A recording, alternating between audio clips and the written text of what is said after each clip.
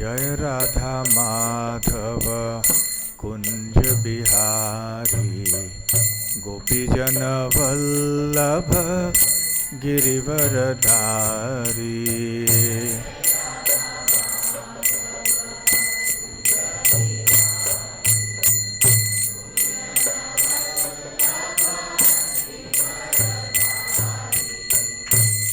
यशोदानंदन व्रज जनरंजन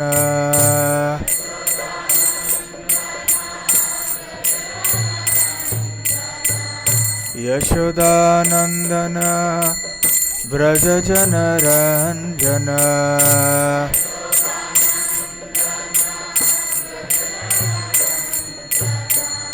यमुना तीरावनचारी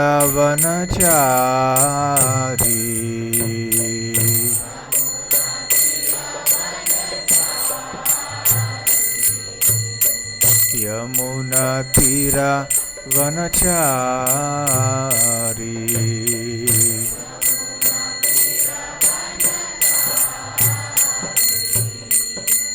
जय राधा माधव कुंज बिहारी गोपीजन वल्लभ गिरिवरधारी।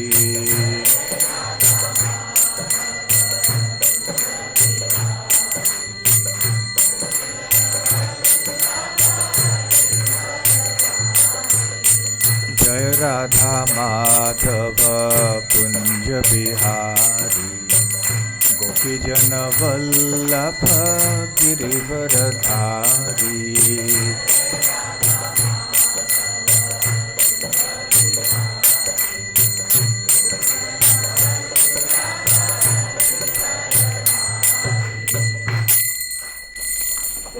जय ओम विष्णुपाद परमहंस परिव्राजकाचार्य अष्टोत्तर सत हिज डिवाइन ग्रेस अभय चरणारविंद भक्ति वेदांत स्वामी श्रील प्रभुपाद की जय।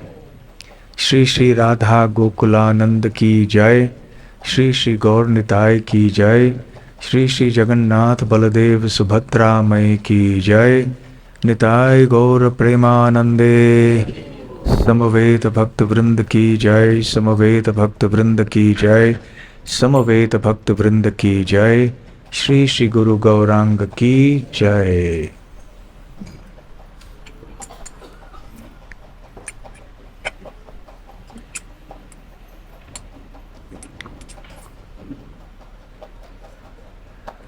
ओम ज्ञानतिमिरान्धस्य ज्ञानाञ्जनशलाकया चक्षुरुन्मीलितं येन तस्मै श्रीगुरवे नमः।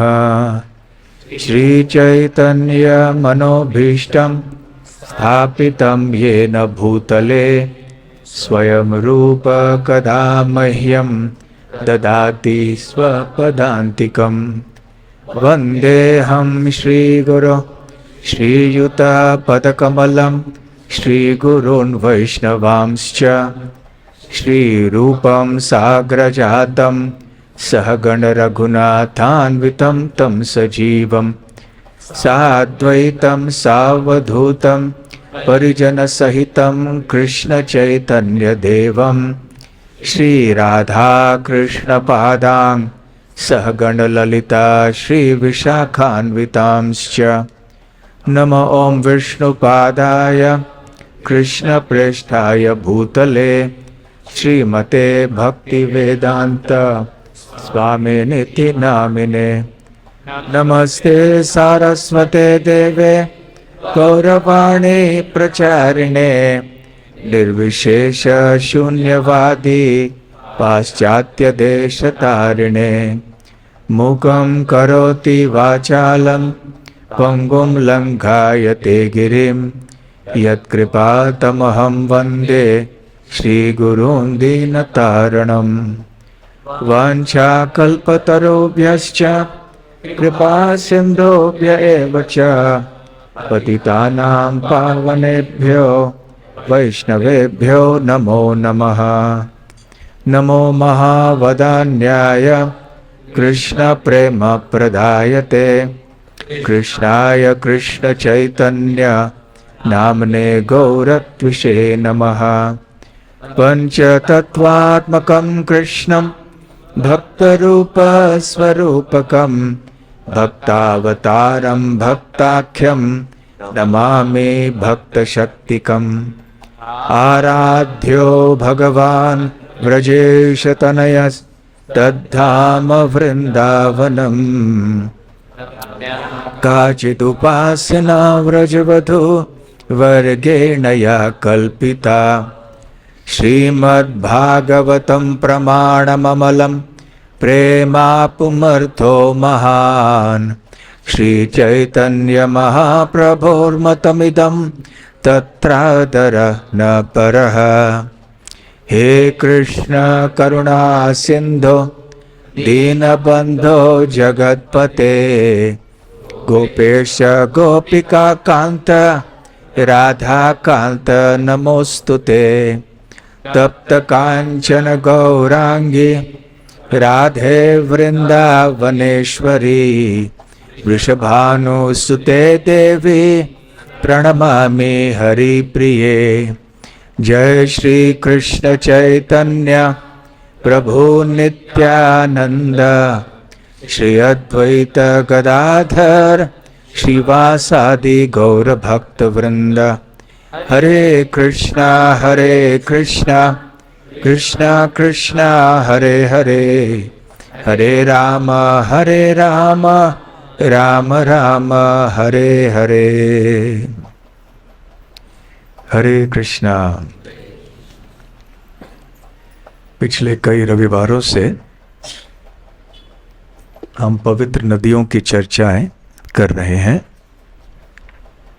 गंगा, यमुना और पिछली बार गोदावरी की चर्चा हुई और आज हम चर्चा करेंगे सरस्वती और नर्मदा के बारे में। इन दोनों नदियों के नाम तो हम सब ने सुने हैं। ये सारे पवित्र नदियां हैं भारत के। और इस श्लोक का उच्चारण हर बार हम करते हैं प्रारंभ में, क्योंकि इस श्लोक में भारत के 7 प्रमुख पवित्र नदियों का उल्लेख है। गंगे च यमुने चैव गोदावरी सरस्वती नर्मदे सिंधु कावेरी जलेस्मिन् सन्निधिं कुरु। गंगा, यमुना, गोदावरी, सरस्वती, नर्मदा, सिंधु और कावेरी, इन 7 नदियों के प्रति यह याचना हो रही है कि कृपया आप इस जल में प्रवेश कीजिए। तो अब हम सरस्वती नदी की चर्चा करेंगे। जितने भी पवित्र नदियां हैं भारत की, उनमें से ये सरस्वती नदी शायद सबसे रहस्यमय है, क्योंकि ये ठीक से ज़मीन के ऊपर दिखाई नहीं पड़ती हैं। केवल बद्रीनाथ के पास में थोड़े समय तक दिखाई पड़ती हैं, उसके बाद ज़मीन से नीचे जाती हैं। वैसे इस नदी की अज्ञात उत्पत्ति है, अर्थात इस नदी का उद्गम कहाँ हुआ, ठीक कैसे हुआ, वो यहाँ लोगों को अभी पता नहीं है। शास्त्र में उल्लेख है, परंतु भौगोलिक दृष्टि से जाके देखना कि यहाँ इस स्थान से ये नदी प्रारंभ होती है, ये कहना मुश्किल है। जैसा कि गंगा के बारे में हम कह सकते हैं गोमुख से उत्पन्न हुआ, यमुना के बारे में कह सकते हैं, परंतु सरस्वती नदी के बारे में ये कहना थोड़ा कठिन है। तो सरस्वती नदी की चर्चाएं बहुत चल रही हैं और ये रहस्यमय इसलिए है क्योंकि शास्त्रों में इतना उल्लेख होने के बाद भी यहाँ हमारे सामने वो दिखाई नहीं पड़ती है। इसलिए बहुत बड़ी चर्चा का विषय बन गया है, खास करके वैज्ञानिकों के बीच में, इतिहासकारकों के बीच में इत्यादि। ऐसे कहा जाता है यहाँ पृथ्वी पे आने के पहले सरस्वती नदी की उत्पत्ति ऊपरी लोकों में कैसे होती है, वैसे हम जरा जान लें। ऐसे बताया जाता है स्कंद पुराण में कि ब्रह्मा जी के कमंडल से, ये कमंडल आप देख रहे हैं, ब्रह्मा जी के 4 हाथ है यहाँ पर, एक हाथ में कमंडल है, उस कमंडल से जल निकल रहा है, उसके अंदर भी जल है, तो ये जल सरस्वती का जल है, ऐसे स्कंद पुराण में बताया गया है। और फिर ये जल ऊपरी लोकों से बह के हिमालय तक पहुंचती है और फिर एक पीपल वृक्ष के पास, प्लक्ष वृक्ष के पास आकर फिर केदारनाथ आदि के साथ के निकट आके पश्चिम दिशा में जाती है। तो ऐसे स्कंद पुराण में वर्णन है। तो जब पृथ्वी लोक से उत्पन्न होती हैं सरस्वती देवी, तो भारत के साथ साथ आधुनिक पाकिस्तान की भी सीमा पार करती हैं। तो यहाँ हम देख सकते हैं इस नदी का प्रवाह कैसे हो रहा है। तो फिर ये बद्रीनाथ केदारनाथ के प्रांत से उत्पन्न होके फिर पश्चिम दिशा तक चलती है, फिर ज्योतिसार, पानीपत, उत्तर गुजरात और प्रभास क्षेत्र से जाकर फिर अरब सागर में ये पानी मिल जाता है। आजकल जो वैज्ञानिक हैं वो ढूंढने का बहुत प्रयास कर रहे हैं कि ये सरस्वती नदी गई कहाँ पे, गायब हो गई। तो उन्होंने देखा है, अनुमान लगाया है कि जो सूखे हुए नदी तल को उन्होंने वैज्ञानिक जांच के द्वारा ये निष्कर्ष, उन्होंने इस निष्कर्ष पर पहुंचे हैं कि जो नदी आज घग्घर हकरा नाम से जानी जाती है, उसमें भी जल नहीं है। पहले ये नदी हुआ करती थी, तो सरस्वती वही नदी होगी और ऐसे बह के अरब सागर में मिल जाती है। तो ऐसे अनुमान है। तो जो उपग्रह हैं जो आसमान में घूमते हैं, उनके द्वारा चित्र के द्वारा ये पता चलता है कि सरस्वती नदी शायद इस दिशा में बहती है। यहाँ नदी तल का भी अनुमान लगाया जा सकता है। तो ऐसे महाभारत में भी कहा गया है कि सरस्वती नदी आगे चल के सूख जाएंगी और वो स्थान आगे चल के मरुभूमि बन जाएगा। और वो मरुभूमि है थार मरुभूमि, नाम सुना होगा राजस्थान में, राजस्थान, सिंध आदि में। तो अभी ये सरस्वती नदी दिखाई नहीं पड़ती है क्योंकि वो सूख गई हैं, और कोई कहते हैं कि वो ज़मीन के नीचे चली गई हैं। और फिर ऐसे चलते चलते कई बार ऐसे बताया जाता है, जब वो वैज्ञानिक देखते हैं कि लगभग 4000-5000 साल पहले ये नदी शायद सूख गई होगी। इसकी चौड़ाई कई स्थान पर 8 किलोमीटर की थी। तो आप कल्पना कीजिए, तो 8 किलोमीटर यहाँ से कहाँ हो जाता है, वो हॉस्पिटल, केएलई हॉस्पिटल तक कितने किलोमीटर होगा, 8 किलोमीटर। तो यहाँ से वो हॉस्पिटल तक इतनी चौड़ाई उस समय थी इस नदी की।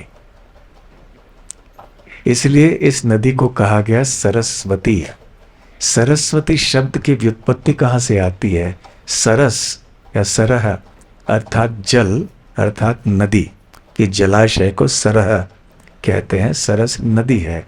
वत अर्थात जो पूर्ण है। तो सरस्वती अर्थात वो नदी वो जलाशय जो कि पानी से भरी हुई है। अर्थात एक समय था जब सरस्वती नदी में इतना पानी था, इसलिए उसका नाम ही हुआ सरस्वती। तो ये सरस्वती नदी गोलोक वृंदावन से कैसे आई कि ऐसे ब्रह्म वैवर्त पुराण में एक वर्णन है कि एक बार कोई दिव्य लीला हुई जिसमें कि गंगा देवी ने फिर श्राप दिया सरस्वती देवी को कि आप मर्त्य लोक में अर्थात पृथ्वी लोक में जाके नदी बनेंगी, और जब तब तक आप बहेंगी वहाँ पे आपका प्रवाह तब तक चलेगा जब तक ऋषि मुनि गण आपके तट पर तपस्या करते होंगे। तो अब कलयुग में तो ऋषि मुनि कोई रहे नहीं, और तो वहाँ तपस्या करने के लिए जाएंगे कौन? तो जब तपस्या करने के लिए कोई रहे नहीं तो फिर अभी वो नदी रही नहीं। ब्रह्म वैवर्त पुराण के अनुसार ये लीला हुई। ठीक है, ये सरस्वती देवी, ये नदी कौन है? ये वास्तव में ब्रह्मा जी की पत्नी है, जो विद्या की देवी है और संस्कृत की माता है। तो वही सरस्वती देवी अभी यहाँ सरस्वती नदी के रूप में बह रही हैं, तो ऐसे बताया जाता है। तो ब्रह्मा जी के कमंडल से बहते हुए यहाँ बद्रीनाथ केदारनाथ प्रांत में आके फिर वो माना बद्रीनाथ के इलाके में फिर से ज़मीन से बाहर निकलती हैं और आगे चल के केशव प्रयाग में फिर वो अलकनंदा नदी से मिलती हैं। अब ऋग्वेद में कई बार सरस्वती नदी का उल्लेख है, और न केवल, और इसमें ऋग्वेद में यह भी बताया जाता है कि सरस्वती नदी गंगा सिंधु इन नदियों से भी अधिक श्रेष्ठ है, अधिक पावन है। ऐसे ऋग्वेद के कई श्लोक हैं। तो सरस्वती नदी का उल्लेख रामायण में है, महाभारत में है, अनेक पुराणों में है, पाया जाता, और ऋग्वेदों में भी है। इस प्रकार से हम जान सकते हैं कि सरस्वती नदी का अस्तित्व अवश्य था, और ये बहुत प्रमुख नदी थी। 8 किलोमीटर की चौड़ाई कोई कम नहीं होती है, तो ये बहुत पावन नदी मानी जाती थी। और फिर वो सूख गई और आज ये एक बड़ा वाद का विषय बन गया है। तो बद्रीनाथ के पास में सरस्वती नदी ऐसे बहती हैं। आप में से जो बद्रीनाथ आए थे 12 वर्ष पूर्व या उसके बाद में भी आप अलग से यदि गए होंगे तो आप अवश्य यहाँ पर आए होंगे। तो बद्रीनाथ में बहती हुई सरस्वती नदी, कोई वीडियो है दिखाना? एक 10 सेकंड का वीडियो आपको दिखा लेते हैं कि सरस्वती नदी कैसे बहती हैं। केवल सरस्वती नदी के बहते हुए दृश्य से हम पावन हो जाएंगे। देखिए भगवान ने कितनी व्यवस्था की हमारे शुद्धिकरण के लिए। तो बस हमें बस देखना है सरस्वती नदी को, जैसे गंगा नदी को देखते हैं। मुझे भी देखने दो।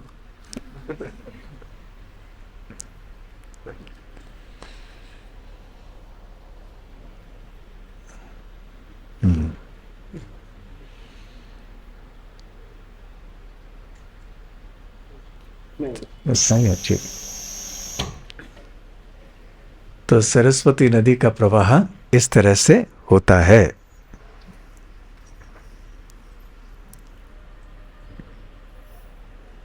आजकल वैज्ञानिक रेगिस्तान में नीचे ज़मीन के भीतर देख रहे कहीं पानी बह तो नहीं रहा है, या नदी तल कहीं मिल रहा है क्या। तो ऐसे बहुत संशोधन आदि सब विचार विमर्श चल रहा है। तो ये व्यास गुफा है माना गांव में, जहाँ पर कि व्यास देव जी वहाँ बैठ के तपस्या करते थे। उन्होंने वेदों की रचना भी की और खास करके गणेश जी को उन्होंने उपदेश दिया। और गणेश जी को महाभारत कही उन्होंने, तो गणेश जी ने महाभारत को लिखित रूप में किया। ये लीला तो आप सब जानते हैं। तो ये यहाँ पर इस स्थान में हुई। जब व्यास देव जी ने देखा कि द्वापर का अंत होने वाला है, कलयुग प्रारंभ होने वाला है, और इसके पहले जो वेद शास्त्र थे और इतिहास आदि थे वो ऋषि मुनिगण कंठस्थ करते थे। गुरुकुल में उनको कंठस्थ कराया जाता था, लिखित रूप में कुछ नहीं होता था, क्योंकि लिखित को लिखने की आवश्यकता ही नहीं पड़ती, कि लोगों की स्मृति शक्ति इतनी तेज होती थी कि वो बार बार उच्चारण करने से चीज़ों को याद रख पाते थे। परंतु जब व्यासदेव जी ने देखा कि अब कलयुग प्रारंभ होने वाला है और कलयुग में सब मंद बुद्धि के होने वाले हैं, इनकी स्मृति शक्ति बहुत कमज़ोर होने वाली है, इसलिए अभी सारे शास्त्र और इतिहास इत्यादि ये सब लिखित रूप में करने चाहिए। तो महाभारत को जब लिखना था तो वो सोच रहे थे कि कौन लिखेगा, क्योंकि मैं तो बोलता जाऊंगा, तो लिखने वाला कोई चाहिए। तो गणेश जी वहाँ पर आए। तो गणेश जी ने कहा, मैं अवश्य स्वीकार करूँगा ये सेवा, परंतु एक शर्त है।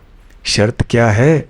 कि आप कभी रुकेंगे नहीं, आप बोलते जाएंगे, और जैसे जैसे आप बोलते जाएंगे वैसे मैं लिखता जाऊंगा। जब आप रुकेंगे फिर मैं भी रुकूंगा, आगे नहीं लिखूंगा।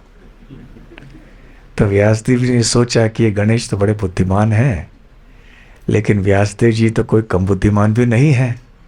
तो उन्होंने गणेश जी से कहा कि ठीक है, परंतु मेरा भी एक शर्त है कि जब तक तुम मेरे श्लोकों को समझोगे नहीं तब तक लिखोगे नहीं। इसलिए जब व्यासदेव जी को सोचने की आवश्यकता पड़ती तो वो ऐसा कोई श्लोक बोल देते जो कि गणेश जी समझ नहीं पाते। पर गणेश जी सोच में पड़ जाते कि श्लोक का अर्थ क्या है। तब तक व्यासदेव जी को थोड़ा समय मिल जाता सोचने के लिए कि आगे मुझे क्या रचना करनी है।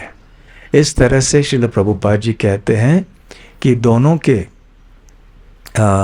सहयोग से महाभारत लिखी गई। यहाँ इसी स्थान में सरस्वती नदी के तट पे बद्रीनाथ के ऊपर इस गांव में, यहाँ पे द्रौपदी देवी का मंदिर देख रहे, यहाँ पे द्रौपदी देवी गिर पड़ी। उसके बाद केवल 5 भाई पांडव यहाँ से आगे चले।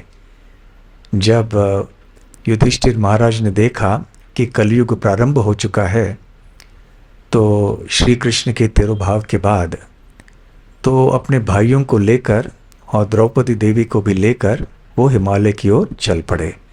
चलते चलते चलते बद्रीनाथ आए, और बद्रीनाथ के इस स्थान में फिर द्रौपदी देवी गिर पड़ी, परंतु 5 भाई जो है वो आगे चलते गए। उसके बाद एक एक करके भाई सारे गिरते गए।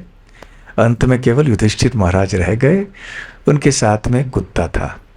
तो द्रौपदी देवी का स्थान यहाँ है जो बाएं तरफ आप देख रहे हैं, और यहाँ सरस्वती नदी का दर्शन भी आप कर सकते हैं। और ये माना गांव है नाम। यहाँ से हमें अंदर होकर फिर व्यास गुफा में जाना होता है। व्यास गुफा से आगे जाके पिछला जो दृश्य था द्रौपदी देवी के स्थान का, तो वहाँ हम पहुँचते हैं। इसके बाद तिब्बत या चीन की सीमा प्रारंभ होती है, और इससे आगे हम जा भी नहीं सकते, क्योंकि जंगल और पहाड़ ऐसे इस प्रकार के हैं कि वहाँ जाना संभव नहीं है। फिर आगे चल के त्रिवेणी संगम प्रयागराज में गंगा, यमुना और अनदेखी सरस्वती का संगम है। अब ये एक बड़ा रहस्य, हमने पहले कहा था कि सरस्वती नदी सबसे रहस्यमय नदी है। एक कारण इसके लिए ये है कि पहले इतना जल बहता था सरस्वती नदी में, अब कुछ नहीं है, अब कहीं दिखाई नहीं पड़ती बद्रीनाथ के अतिरिक्त। और वैसे भी ये देखा जाता है कि पश्चिम दिशा में चल रही हैं और अरब सागर से मिलती हैं, फिर यहाँ प्रयाग में कैसे आई वो जल, ये एक बड़े रहस्य की बात है। तो विद्वानों में, संतों में भी ये कोई चर्चा का विषय हुआ है। और अनेकों का निष्कर्ष फिर ये है कि एक भाग सरस्वती का अरब सागर की ओर जाता है और दूसरा भाग जो है ज़मीन के नीचे से चल के यहाँ त्रिवेणी संगम तक पहुँच जाता है। तो खैर यहाँ पे संगम आपने देखा है? संगम या आप में से कितने भक्त प्रयाग में गए हैं? बहुत अच्छा। तो त्रिवेणी संगम गए हैं ना? हमारे हरिकेशव प्रभु तो प्रयागराज के ही है। तो वहाँ रहते हुए रोज दर्शन होते होंगे प्राय। तो गंगा, यमुना, सरस्वती, ये 3 नदियों का संगम वहाँ पे है। तो हम कल्पना कर सकते हैं कि ये स्थान कितना पावन होगा। चैतन्य महाप्रभु यहाँ पर आए थे, रूप गोस्वामी यहाँ पर थे, महाप्रभु ने भी यहाँ दशाश्वमेध घाट पर रूप गोस्वामी को उपदेश दिया था। तो कलयुग में ऐसे बताया जाता है शास्त्रों में कि धीरे धीरे धीरे से गंगा भी अदृश्य हो जाएंगी, अनदेखी हो जाए, वो भी ज़मीन के अंदर चली जाएंगी। सारे पवित्र नदियाँ एक के बाद एक ज़मीन के अंदर जाएंगी, फिर वो प्रकट रूप में नहीं रहेंगी। और सरस्वती नदी ये पहली नदी है जो कि इस भविष्यवाणी को पूर्ण कर चुकी है। अब धीरे धीरे से एक एक करके नदियाँ सब अंदर जाने वाली हैं, क्योंकि लोगों का पाप जो है वो नदियों को सहन करना बहुत मुश्किल होगा। और आपको याद होगा गंगा के प्राकट्य की चर्चा जब हो रही थी तो गंगा देवी को एक संशय था मन में, एक संकोच था कि मैं आऊँगी तो सारे पापी लोग मेरे जल में स्नान करेंगे तो वो पाप का भार जो है मैं सहन नहीं कर पाऊँगी। तो भगीरथ महाराज ने बताया था कि चिंता नहीं करना, आप वहाँ बड़े बड़े संत होंगे, वैष्णव होंगे, वो आपके जल में स्नान करेंगे, आपका जल जो है पापों से मुक्त हो जाएगा। परंतु जैसे जैसे कलयुग बढ़ता जाएगा वैसे वैसे संतों की, ऋषि मुनियों की संख्या कम होती जाएगी। फिर ऐसे कोई लोग जाएंगे नहीं वहाँ स्नान करने के लिए। फिर ये सारे पवित्र नदियों में पापी लोग जाएंगे, स्नान करेंगे, इसका दुरुपयोग करेंगे, प्रदूषण करेंगे इसमें, और फिर ये असहनीय हो जाएगा इनके लिए। और धीरे धीरे से एक के बाद एक ये सब ज़मीन के अंदर चले जाएंगे। तो जब सरस्वती नदी अरब सागर को मिलती है प्रभास क्षेत्र में, तो वहाँ पे श्री कृष्ण ने अपनी तिरुभाव लीला की। भगवान के आविर्भाव के बारे में हम चर्चा करना बहुत पसंद करते हैं सारे भक्त लोग, हम लोग, परंतु भगवान की तिरुभाव की चर्चा करना भक्तों को के लिए इतना प्रिय नहीं है। फिर भी जानना आवश्यक है। श्रीमद् भागवतम के 11वें स्कंद में भी इसका वर्णन पाया जाता है। तो श्री कृष्ण ने जब देखा कि यदुकुल के जो राजकुमार हैं वो आपस में युद्ध कर रहे हैं, तो उन्होंने ठान लिया कि अब मेरी लीला समाप्त करने का या अप्रकट करने का समय आ चुका है। तो चुपचाप वहाँ से निकल पड़े द्वारका से, और थोड़ी दूर पर प्रभास क्षेत्र जो समुद्र के तट पे है वहाँ पर गए। यहाँ पर सरस्वती नदी समुद्र से मिलती है। सरस्वती देवी का मुख लगभग इस प्रांत में है। तो वहाँ पर श्री कृष्ण रहे, वहाँ पर बैठे रहे, और उधर उद्धव और मैत्रेय भी उनके पास आए।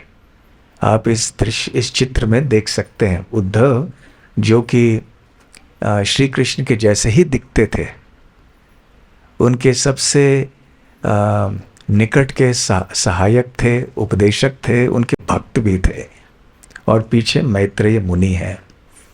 तो ये लीला भी सरस्वती के तट पे हुई। फिर श्रीमद् भागवतम में कर्दम मुनि और देवहूति के लीला का वर्णन है, और उनके पुत्र थे कपिल देव। तो कर्दम मुनि तपस्या करते थे सरस्वती नदी के तट पे, और वहाँ पर स्वयंभुव मनु, भगवान का दर्शन तो हुआ, वहाँ पर स्वयं मनु वगैरह अपने पुत्री को लेकर आए देवहूति, और फिर विवाह कर्दम मुनि और देवहूति का हुआ। श्रीमद् भागवतम के अनुसार पृथु महाराज ने भी सरस्वती नदी के तट पे अपना एक विशाल यज्ञ संपन्न किया।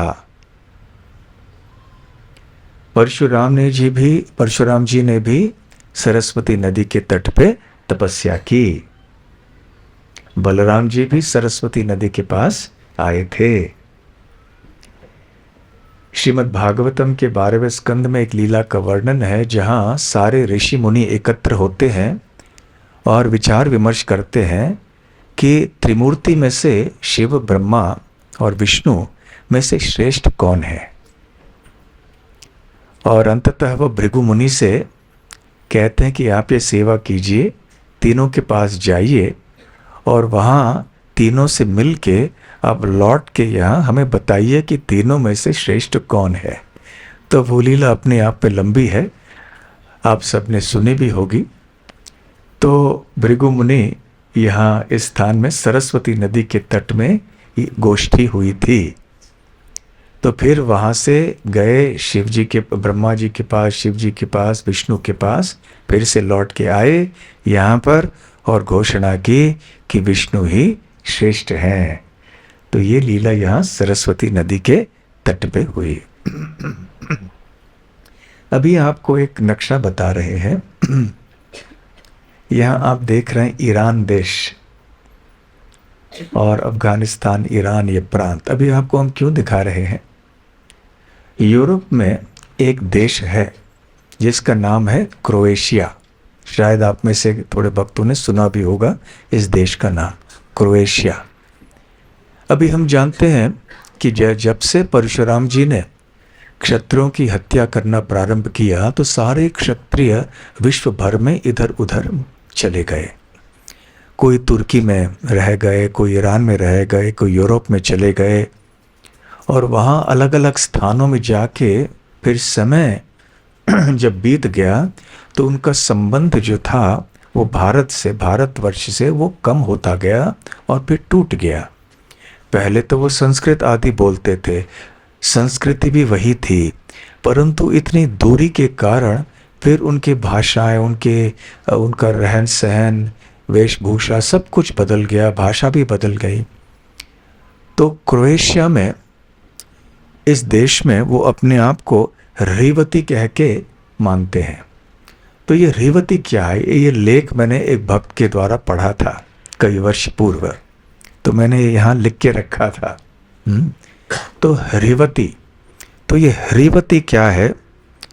तो रेवती की व्युत्पत्ति जो देखते देखते पीछे जाते जाते वो फारसी भाषा में आती है।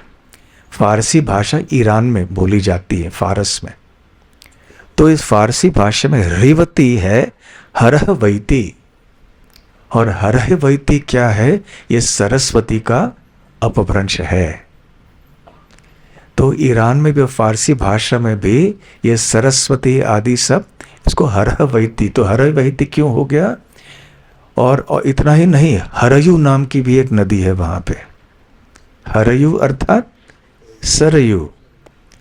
इसका कारण ये है कि फारसी भाषा में वो स का उच्चारण नहीं करते हैं, इसलिए सप्ताह को वो हफ्ता बोलते हैं। सिंधु को हिंदू बोलते हैं, इसलिए हिंदू शब्द वहाँ से आए। तो सिंधु के उस पार में रहने वाले लोग हिंदू, क्योंकि वो स नहीं बोल सकते, तो सप्त सिंधु हो गया हप्त हिंदू। ऐसे उसी प्रकार से सरस्वती हो गई हरही वैती। तो वहाँ भी ये लोग भी सरस्वती को जानते थे उन देशों में, क्योंकि ये जब ईरान और जहाँ ये प्रभास क्षेत्र है ये ज़्यादा दूर नहीं है, तो वहाँ से भी कोई सहायक नदियाँ हुई होंगी उस समय, और सरस्वती नदी को ये लोग भी पूजते थे उस समय। परंतु आजकल ये अब कुछ रहा नहीं। ये नदियाँ हरही वैती और हरयू दोनों ही हैं। तो वो सरयू नदी और हमारे यहाँ प्रभु श्री राम की सरयू नदी अलग है। तो कभी कभी अनेक दो नदियों के नाम एक ही हो सकते हैं जो अलग अलग स्थानों में है। जैसे गोमती नदी द्वारका के पास में भी है और यहाँ पूर्व भाग में भी है। तो इस प्रकार से सरस्वती नदी के बारे में थोड़े संक्षेप में आज हमने चर्चा की। वैसे और बहुत कुछ कहना है, परंतु अभी हमें कई नदियों की चर्चा करनी है। इतने ज़्यादा विस्तार में करने से भी फिर समय नहीं रह जाएगा। तो सरस्वती माता की जय। अभी हम चर्चा करेंगे, अच्छा, और थोड़े चित्र देखेंगे। लुप्त तो होते हुई सरस्वती नदी धीरे धीरे जैसे सरस्वती आगे बहने लगती हैं, लुप्त होती जाती हैं। तो अब हम चर्चा करेंगे नर्मदा नदी की। आप में से कितने भक्त नर्मदा जा चुके हैं? नर्मदा नदी का दर्शन आपने प्रत्यक्ष कितने भक्तों ने किया है? ठीक है, बहुत कम, केवल 4-5 भक्तों ने किया है। मैंने भी नहीं किया है। तो जाने की इच्छा तो है, कई बार जाना चाहते थे अमरकंटक आदि, परंतु अन्य स्थानों में जाने का प्रस्ताव भक्तों से आया, तो यहाँ फिर नहीं जा पाए हम लोग। हो सकता है एक दिन कभी जाएंगे। तो नर्मदा नदी ये भी बहुत पावन नदी है, बहुत लंबी नदी है, 5वीं लंबी नदी है भारत में। और इस नदी के कई नाम हैं। रेवा नदी, पूर्व गंगा, शंकरी, ऐसे अनेक नाम नर्मदा के हैं। स्रोत नर्मदा कुंड, अमरकंटक पठार, मध्य प्रदेश। पठार क्या होता है? पठार एक ऊंचा स्थान होता है जो फिर समतल होता है, धीरे धीरे से फिर वो नीचे आ जाता है। जैसे दक्कन, दक्षिण पठार जो बोलते हैं, दक्षिण भारत दक्कन पठार पे है। तो ये देखिए, यहाँ इसकी लंबाई 1300 किलोमीटर से अधिक है और आगे चल के संभात खंबात की खाड़ी में मिलती है, परंतु ये पश्चिम दिशा में बहती है नदी। तो ये नर्मदा नदी है और अनेक इसकी सहायक नदियां हैं, 40 से भी ऊपर सहायक नदियां हैं। और इतिहास की दृष्टि से नर्मदा नदी दक्षिण भारत और उत्तर भारत के बीच में सीमा है, तो ऐसे माना जाता है। तो दक्षिण भारत क्या है और उत्तर भारत क्या है? कभी विंध्य पर्वत के बारे में भी ऐसे कहा जाता है। तो ये प्रारंभ नदी होती है अमरकंटक स्थान में। इसके बारे में थोड़ी देर में चर्चा करेंगे। तो ये अमरकंटक इसके कोने में है, बिल्कुल प्रारंभ में है, और नर्मदा पश्चिम दिशा में बहते बहते समुद्र में मिल जाती है। अब ये एकमात्र बड़ी नदी है जिसकी परिक्रमा होती है। आपने कभी सुना है कि कोई गंगा की परिक्रमा करे? परिक्रमा अर्थात क्या? प्रदक्षिणा करना, पूरा घूमना। तो गंगा की प्रदक्षिणा कैसे करे? कलकत्ता से जाकर फिर हिमालय में जाके फिर से चल के आना संभव तो है नहीं, और ऊपर हिमालय में जाना, उतने ऊपर जाना भी संभव नहीं। उसी तरह से यमुना के लिए भी संभव नहीं। तो जितने बड़े बड़े नदियां हैं उनके लिए इस प्रकार से परिक्रमा करना संभव नहीं है, परंतु नर्मदा एक ऐसी नदी है जिसकी परिक्रमा लाखों लोग करते हैं। जो प्रारंभ स्थान है, उद्गम स्थान है अमरकंटक में, वहाँ से लोग प्रारंभ करते हैं। नर्मदा नदी के दक्षिण भाग से चलते हुए नर्मदा को अपनी दाहिने ओर रखते हैं, क्योंकि जिनकी हम प्रदक्षिणा करते हैं उनको दाहिने ओर रखना चाहिए हमेशा। इसलिए तुलसी महारानी की प्रदक्षिणा करते हैं तो तुलसी को हमारे दाहिने ओर रखते हैं। तो क्योंकि वो सम्माननीय है हमारे लिए, हमसे वरिष्ठ और सम्माननीय है। तो ऐसे पूरी तरह से अमरकंटक से प्रारंभ करके नर्मदा के दक्षिण भाग में चलते चलते चलते आते हैं समुद्र तक। फिर समुद्र में भरूच नाम का एक गांव है जहाँ मूंगफली बहुत अच्छे मिलते हैं। तो वहाँ पे समुद्र में नौका लेके फिर समुद्र से नर्मदा नदी के उत्तर भाग में आते हैं। नर्मदा नदी को पार नहीं करना चाहिए, नहीं तो प्रदक्षिणा अपूर्ण हो जाती है। फिर समुद्र को पार करके नर्मदा नदी के उत्तरी भाग में आते हैं, फिर से चल के अमरकंटक तक पहुंचते हैं। तो ऐसे कई साधु हैं जो ये पूरी परिक्रमा करते हैं। इसे लगभग 4 महीने लग जाते हैं। और कई गृहस्थ भक्त भी होते हैं जो इस तरह ये परिक्रमा कभी कभी पूरी कर लेते हैं। तो ये विशेष बात है इस नर्मदा नदी की। अमरकंटक के जंगल जहाँ से ये स्थान प्रारंभ होता है, अमरकंटक ये नाम क्यों लगा बाद में देखेंगे। हमारे भक्त लोग सारे, अनेक हमारे मंदिरों के ब्रह्मचारी कई वर्ष पूर्व अमरकंटक में गए थे ब्रह्मचारी यात्रा के लिए। याद है, मधुमक्खियों को की कृपा प्राप्त करके आए वहाँ से। कई मधुमक्खियों ने सबको काट दिया वहाँ पे। तो अमरकंटक को इतनी आसानी से कोई ब्रह्मचारी भक्त भूलेंगे नहीं अभी। तो अमरकंटक में नर्मदा कुंड है, वहाँ पे नर्मदा नदी का उद्गम स्थल है।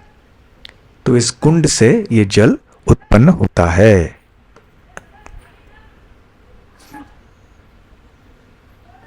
और यह है अमरकंटक में देवी नर्मदा। तो नर्मदा देवी, नर्मदा शब्द का अर्थ क्या है? नर्म और दा, नरमी प्रदान करने वाली। ऐसे बताया जाता है कि क्योंकि इस नदी ने शिवजी के हृदय में नरमी या कोमलता की भावना प्रेरित की, इसलिए इनका नाम हुआ नर्मदा। और ऐसे भी बताया जाता है कि जो भी व्यक्ति श्रद्धा भाव से नर्मदा नदी का दर्शन करता है तो उसके हृदय में भी एक कोमलता आती है, एक शांति आती है। दर्शन करने मात्र से ही उसके हृदय का परिवर्तन ऐसे हो जाता है। तो इन पवित्र नदियों का दर्शन करने का लाभ ऐसे होता है। केवल दर्शन करने से हृदय का परिवर्तन होता है। इसलिए नदी का नाम हुआ नर्मदा। और नर्मदा देवी, इनका वाहन एक मकर है। तो ये मकर से के ऊपर चलती हैं। तो ये नर्मदा देवी का चित्र है। गंगा देवी भी एक मकर पर चलती हैं, परंतु वो थोड़े अलग प्रकार का मकर है। अभी आइए, और जैसे नर्मदा बहती हैं फिर उनके प्रवाह में कई महत्वपूर्ण तीर्थ क्षेत्र हैं। अमरकंटक में ही हजारों हैं ऐसे बताया जाता है। केवल अमरकंटक प्रांत में ही हजारों तीर्थ स्थान हैं जिनकी गिनती नहीं की जा सकती। तो ऐसे पावन नदियां हैं यहाँ पर। तो श्रीमद् भागवतम के 9वें स्कंद के 7वें अध्याय में नर्मदा देवी के प्राकट्य के बारे में भी एक लीला है, एक वर्णन है कि एक राजा थे जिनका नाम था मानधाता। तो मानधाता के कई पुत्र थे। उनमें से एक थे अम्बरीश और एक थे पुरुकुत्स। तो पुरुकुत्स का विवाह नर्मदा से हुआ। कैसे हुआ ये थोड़ा वर्णन पाया जाता है श्रीमद् भागवतम में। एक बार हुआ ये कि पुराणों के अनुसार गंधर्वों ने नागलोक के निवासियों के साथ युद्ध किया और नागों को उन्होंने पराजित कर दिया। और पराजित करने के बाद नागलोक निस्सहाय होकर भगवान विष्णु के पास चले गए सहायता के लिए, कृपा के लिए। तो फिर भगवान विष्णु ने उनसे कहा कि आप जाइए राजा मानधाता के पुत्र पुरुकुत्स से सहायता मांग लीजिए। तो वो गए पुरुकुत्स महाराज के पास और उन्होंने स्वीकार किया उनका प्रस्ताव। तो वो ले गए उनको नागलोक। नागलोक में गए तो बहुत धुआंधार युद्ध वहाँ पर हुआ। पुरुकुत्स महाराज ने सारे गंधर्वों को पराजित कर दिया। और इसके बाद नागलोक के निवासी इतने प्रसन्न हुए कि उन्होंने घोषणा की कि उन्होंने अपने बहन को पुरुकुत्स के साथ में विवाह में दे दिया। इसलिए उनकी बहन थी नागलोक के निवास, नागों की बहन थी नर्मदा, और फिर इनका विवाह पुरुकुत्स से हो गया। और फिर उन्होंने एक वरदान दिया कि जो भी व्यक्ति पुरुकुत्स महाराज और नर्मदा के लीला को याद करेगा, उसे सांप के डसने से, के काटने से कोई डर नहीं होगा। तो कभी कभी जब हमारे भक्त गोकुल धाम आदि जाते हैं, गांव में भी जाते हैं, सांपों का डर होता है, तो कभी कभी ये बोलते, ये लीला याद कर लो, भागवतम में ऐसे बताया गया है कि ये पढ़ लो कि कैसे नर्मदा नदी उनको ले गई। नर्मदा देवी आई और राजा पुरुकुत्स को नागलोक तक ले गई। उसके बाद दोनों का विवाह हुआ। तो इस प्रकार से नर्मदा देवी का दर्शन करना, उनका स्मरण करना और इस लीला को याद करेंगे तो सर्पों से कम हम थोड़े सुरक्षित रहेंगे। और एक लीला है जो पुराणों में वर्णित है कि भगवान शिव ध्यान मग्न बैठे थे। उनकी गहन एकाग्रता ने उन्हें पसीना पसीना कर दिया। लुढ़कते लुढ़कते वह एक कुंड, मतलब वो पसीना एक कुंड में एकत्रित हो गया। अंततः यह शंकर की पुत्री नर्मदा या शंकरी के रूप में बह निकली। ऐसा माना जाता है कि नदी के तल पर प्रत्येक कंकड़ एक शिवलिंग का आकार लेता है। तो नर्मदा कौन है? शिव जी की पुत्री है। तो एक और लीला है कि नर्मदा शिव जी का पसीना है। याद रखिए, शिव जी का स्थान भगवान विष्णु और जीवों के बीच का है। फिर भी शिव जी इतने महान हैं, वो प्राय भगवान है, इसलिए उनका शरीर भी साधारण भौतिक नहीं है। हमारा शरीर जैसे जड़ पदार्थों से बना हुआ है, शिव जी का शरीर जड़ पदार्थों से नहीं बना हुआ है। तो ऐसे चैतन्य चरितामृत में भी वर्णन है। चैतन्य महाप्रभु जब वर्णन करते हैं तो बताते हैं कि शिव जी के शरीर की भी एक लक्षण है। तो इसलिए शिव जी का पसीना भी है, ये भी कोई साधारण पसीना नहीं है। जैसे कि भगवान विष्णु का पसीना ये गर्भोदक सागर है जो हर एक ब्रह्मांड के निचले भाग में है। तो उसी प्रकार से शिव जी का पसीना जब वो ध्यान में बैठे थे, डर का पसीना एक होता है, परिश्रम का पसीना एक होता है, और ध्यान में बैठने से जो पसीना होता है वो भी शिव जी का, तो वो नर्मदा नदी बन गई। और इसलिए यहाँ इस नदी के तल में जो कंकड़ पाए जाते हैं ये शिवलिंग माने जाते हैं। तो इनको बाणलिंग कहते हैं। बाणलिंग केवल पवित्र नदी नर्मदा के उद्गम स्थल में ही प्रकट होते हैं। जैसे कि शालग्राम शिला केवल गंडकी नदी में पाए जाते हैं, वैसे ये बाणलिंग जो शिवलिंग है ये भी केवल इसी स्थान में पाए जाते हैं, नर्मदा के उद्गम स्थल में। तो बाणलिंग क्यों कहा गया है? क्योंकि बलि महाराज के पुत्र बाणासुर से संबंधित ये स्थान है। ये लीला हुई थी भेड़ घाट नाम के एक स्थान में।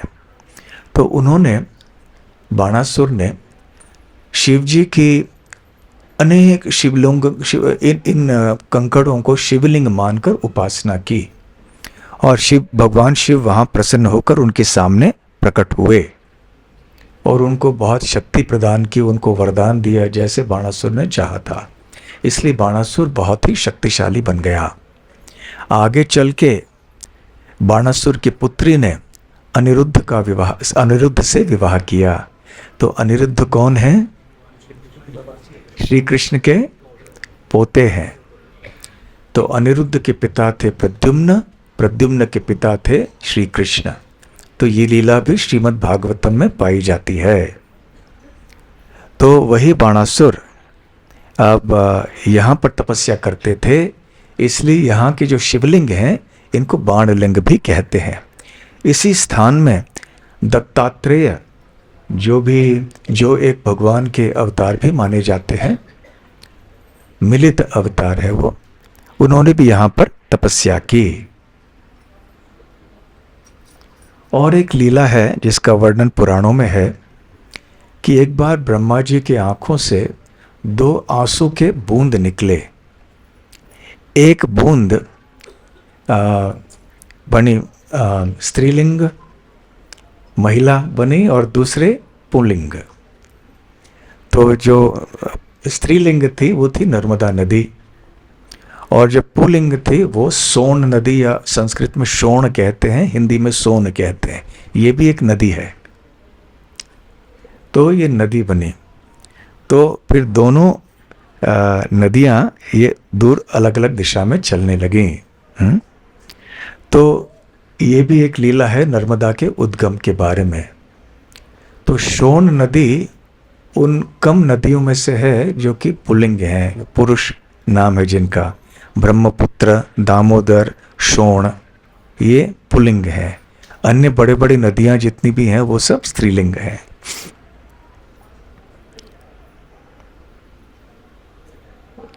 अच्छा, और एक आपको यहाँ दिखा रहे नक्शा जिसमें आप नर्मदा नदी को देख रहे हैं, और जहाँ नर्मदा नदी का उद्गम है वहाँ से आप देखेंगे शोण नदी या सोन नदी उत्पन्न होती है, और वो जाके फिर गंगा यमुना से मिलती है, गंगा नदी से मिलती है।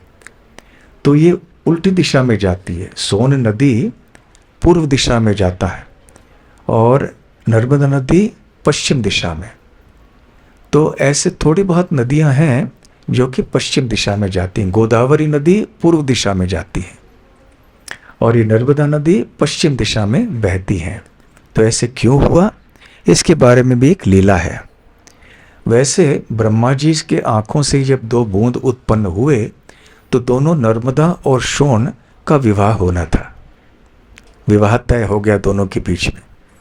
तो उस समय नर्मदा ने देखा तो शोण जो है वो नर्मदा को देखने चले आ रहा था।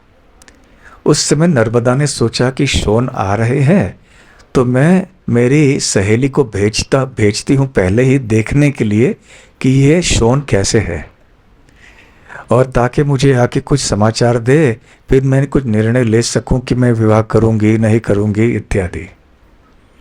तो वहाँ उनका नाम था जोहिला, जो कि नर्मदा की सहेली थी। तो ये जोहिला नदी चली गई सोन के पास। तो जैसे सोन ने जोहिला को देखा नर्मदा को भूल गए, तो सोचा कि मैं जोहिला से विवाह करूंगा। तो जब नर्मदा को पता चला तो नर्मदा उल्टी दिशा में बहने लग गई। इसलिए नर्मदा नदी पश्चिम दिशा में बह रही है और जाकर समुद्र से मिलती है। इसके पीछे एक भौगोलिक कारण भी बताया जा सकता है, वो दूसरी बात है। आप में से जिनको भूगोल में ज़्यादा रुचि है वो आप पढ़ सकते हैं।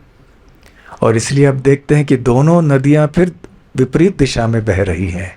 शोण नदी पूर्व दिशा में जाके गंगा से मिलती है और ये समुद्र की ओर पश्चिम दिशा में मिलती है।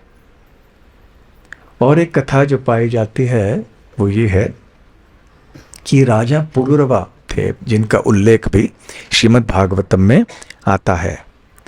तो एक बार राजा पुरुरव ने एक संत से पूछा,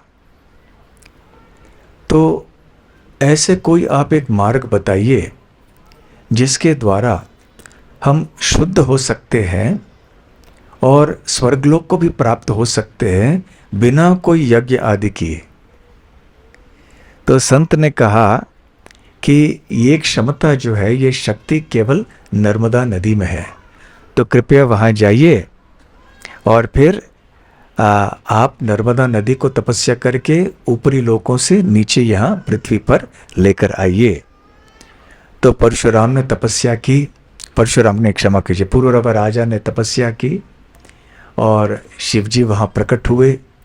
फिर उन्होंने शिवजी से वरदान मांगा कि आप कृपया नर्मदा नदी को यहाँ लेकर आइए। और इस प्रकार से शिव जी की कृपा से नर्मदा नदी आ पहुंची।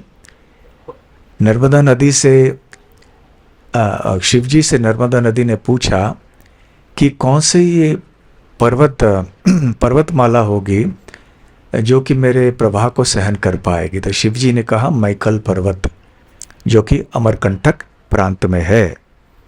और उसके बाद फिर वहाँ पर नदी आ गई, नर्मदा नदी आई और वहाँ से बहने लगी। तो और एक लीला है कि देवलोक में अमरकंटक के बारे में कि स्थान का नाम अमरकंटक क्यों हुआ। जब वहाँ पे, ठीक है बाद में देखेंगे, जबलपुर में कपिलधारा, जब नर्मदा प्रकट हुई, अमरकंटक जो बाद में स्थान अमरकंटक के नाम से जाना गया मैकल पर्वत में, तो वहाँ देवलोक भी बहुत आकर्षित हुए इस सुंदर युवती को देख के। तो वो सब उसके पीछे, उनके पीछे भागने लगे। तो नर्मदा तेजी से बहने लग गई उनसे दूर, और वहाँ पीछे बहुत कांटे थे। तो कांटों पे ऊपर चलते चलते सारे देवताओं के पैरों के तलवों में कांटे लग गए, और फिर वो ज़्यादा चल नहीं पाए। नर्मदा नदी निकल गई, समुद्र से मिल गई। देवताओं का और एक नाम है अमर। वैसे वो अमर नहीं है, परंतु उनकी जीवन की अवधि इतनी लंबी होती है, इसलिए पृथ्वी लोक में कभी कभी उनको अमर कहते हैं। अमर लोक कहा जाता है स्वर्ग लोक, यद्यपि वो वास्तव में अमर लोक तो नहीं है। तो इसलिए क्योंकि अमरों को, देवताओं को कांटे लग गए, कंटक, तो स्थान का नाम हो गया अमरकंटक। तो अमरकंटक से बहते हुए नदी जाती है जबलपुर में कपिलधारा। जबलपुर शहर का नाम आप सबने सुना होगा। भेड़ा घाट में नर्मदा बहती हुई जा रही हैं। फिर नर्मदा नदी भेड़ा घाट में संगमरमर की चट्टानों में एक कंठ से होकर बहती हुई। नर्मदा के किनारे संगमरमर की चट्टानें। एक बार श्रील प्रभुपाद जी जब सुबह अपने टहलने के लिए जा रहे थे भक्तों के साथ में, तो संगमरमर की बात आई। संगमरमर अर्थात मार्बल, मार्बल जिससे हम कभी विग्रह बनाते हैं, कभी इमारत बनाते हैं। तो कहने लगे कि नर्मदा के तट में या इस स्थान में जो संगमरमर मिलता है वो प्रथम श्रेणी का होता है। प्रभुपाद जी को इतने विषयों के बारे में इतना कुछ पता था। तो नर्मदा के तट पे इसी संगमरमर के बारे में श्रील प्रभुपाद जी ने कहा। धुआंधार जलप्रपात नर्मदा नदी पर भेड़ा घाट में, वाटरफॉल जो बोलते हैं। तिलवारा घाट जबलपुर में नर्मदा। नर्मदा के तट पर ओंकारेश्वर मंदिर। ओंकारेश्वर मंदिर ये यहाँ पे भगवान शिव का एक मंदिर है। 12 ज्योतिर्लिंगों में से ये एक स्थान है। बहुत प्राचीन स्थान है, और यहाँ पे आस पास में भी बहुत तीर्थ स्थान है। बहुत बड़ी संख्या में यहाँ पर लोग आते हैं, श्रद्धालु लोग आते हैं, और फिर नर्मदा में भी स्नान करते हैं। ओंकारेश्वर में आप देखिए नर्मदा नदी का सुंदर दृश्य।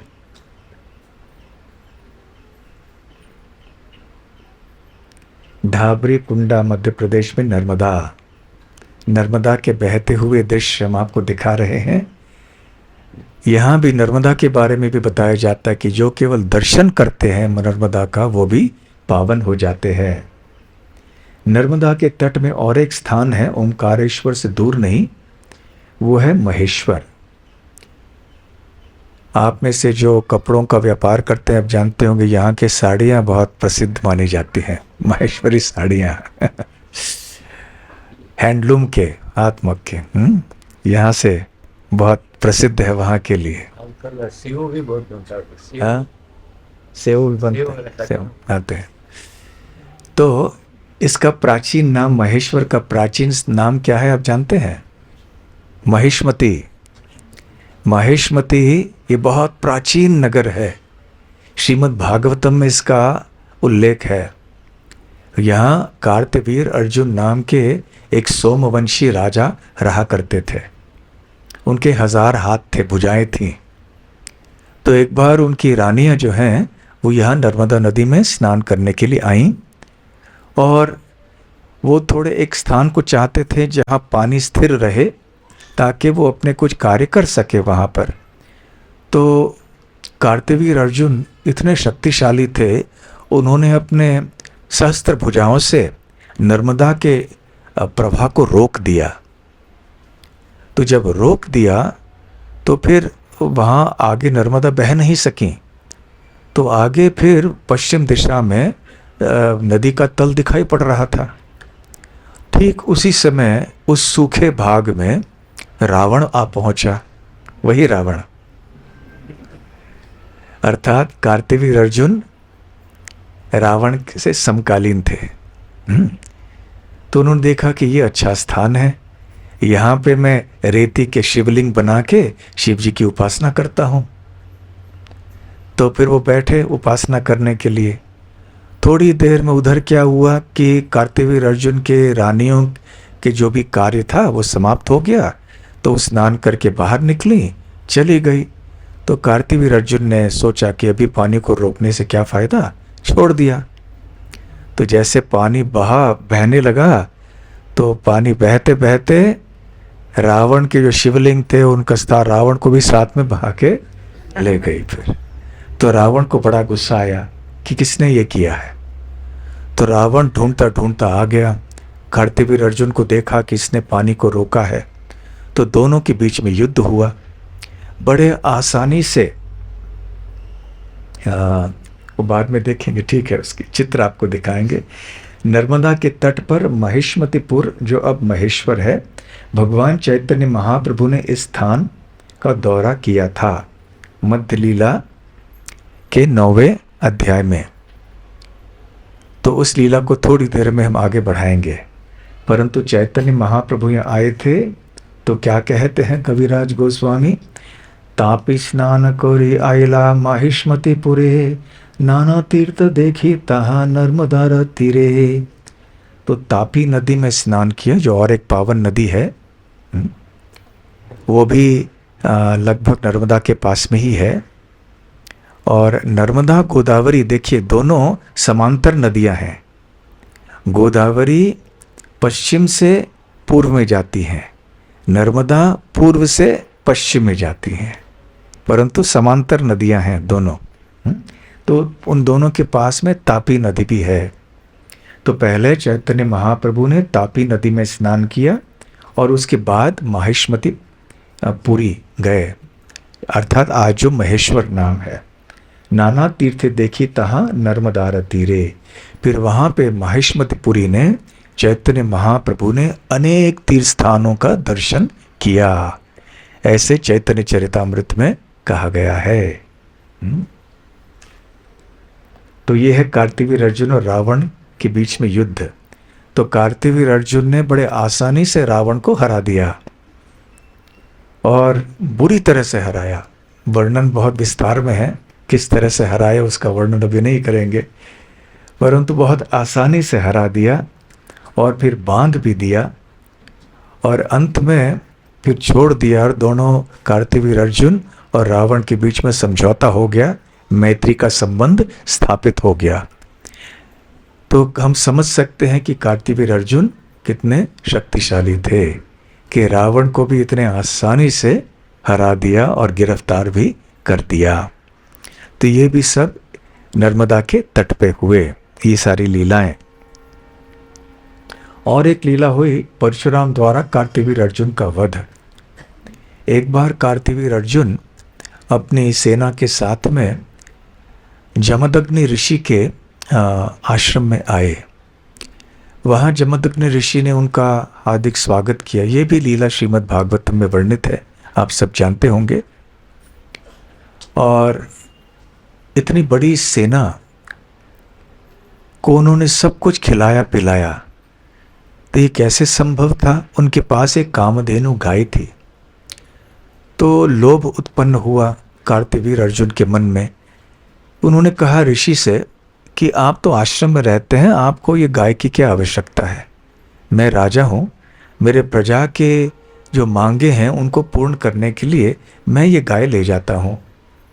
तो जमदग्नि ऋषि ने कहा कि ये संभव नहीं है, क्योंकि ये गाय मुझे चाहिए, मेरे यज्ञ आदि के लिए मुझे घी चाहिए, मुझे अन्य कार्यों के लिए शुद्धिकरण, यहाँ इस वातावरण को शुद्ध आदि करने के लिए मुझे यहाँ गाय की आवश्यकता है, तो इस गाय को मैं नहीं दे सकता। तो दोनों के बीच में वाद हो गया और कार्तवीर अर्जुन ने फिर जमदग्नि ऋषि के ऊपर प्रहार किया और उनका सर काट दिया। उस समय जमदग्नि ऋषि के पुत्र परशुराम उस स्थान में नहीं थे। जब वो लौट के आए तो अपनी माता रेणुका देवी से उनको पता चला कि क्या हुआ है। तो परशुराम जी को इतना गुस्सा आया कि वो तुरंत वहाँ पर गए और अपने परशु जो अस्त्र होता है उसने कार्तवीर अर्जुन की सेना को विध्वंस कर दिया, साथ साथ कार्तवीर अर्जुन की भी हत्या कर दी। उसके बाद परशुराम इतने क्रोधित हो गए कि सारे क्षत्रियों के ऊपर आक्रमण करने लगे। इसलिए परशुराम के डर से सारे क्षत्रिय इधर उधर भाग गए। तो अब आइए चर्चा करते हैं नर्मदा स्नान के बारे में। तो नर्मदा नदी में भी स्नान किया जाता है, जैसे कि अन्य पवित्र नदियों में स्नान किया जाता है। तो यहाँ पर नर्मदा नदी में गंगा देवी भी आती हैं काले रंग के गाय के रूप में। तो जो बुद्धिमान श्रद्धालु लोग होते हैं वो बड़े श्रद्धा से नर्मदा नदी में स्नान करते हैं। जैसे गंगा की आरती होती है, यमुना देवी की आरती होती है, वैसे नर्मदा की आरती भी होती है। ग्वारी घाट जबलपुर, जहाँ से नर्मदा देवी बहती हैं, वहाँ पर भी इस तरह से आरती होती है।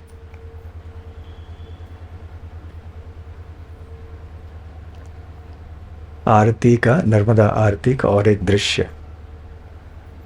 और भृगु ऋषि का मंदिर भरूच में, भरूच अर्थात जो गुजरात में नर्मदा नदी के मुख पे है और नदी के पास में है, समुद्र के पास में है। तो यहाँ भृगु ऋषि का मंदिर है। भृगु ऋषि की लीला हमने सुनी थी थोड़ी देर पहले। तो ऐसे बताया जाता है कि जब श्री रामचंद्र भी चित्रकूट से दंडकारण्य में आए तो उन्होंने भी नर्मदा नदी पार की, ऐसे रामायण में वर्णन है। तो ये है भृगु ऋषि और यह है नर्मदा नदी की चर्चा। काफ़ी समय हो गया, तो नर्मदा मैया की जय। गौर प्रेमानंदे हरि हरि बोल। हरे कृष्णा। अगली बार हम चर्चा करेंगे अंतिम चर्चा शायद नदियों के बारे में, जो दो नदियां बच गई हैं, सिंधु और कावेरी। हरे कृष्णा। हाँ, जो परशुराम और जमदग्नि ऋषि का और रेणुका देवी का जो आपने वर्णन बताया, तो इधर से सौंदर्य के पास वो जो स्थान है वही रेणुका देवी है। हाँ, वही रेणुका देवी वही है, परंतु वो लीला जहाँ हुई थी वो माहिष्मति के पास में। माहिष्मति जो कार्तवीर अर्जुन की राजधानी थी, तो परशुराम वहाँ पर गए और वहाँ पे जाकर उन्होंने कार्तवीर अर्जुन की हत्या की। हाँ,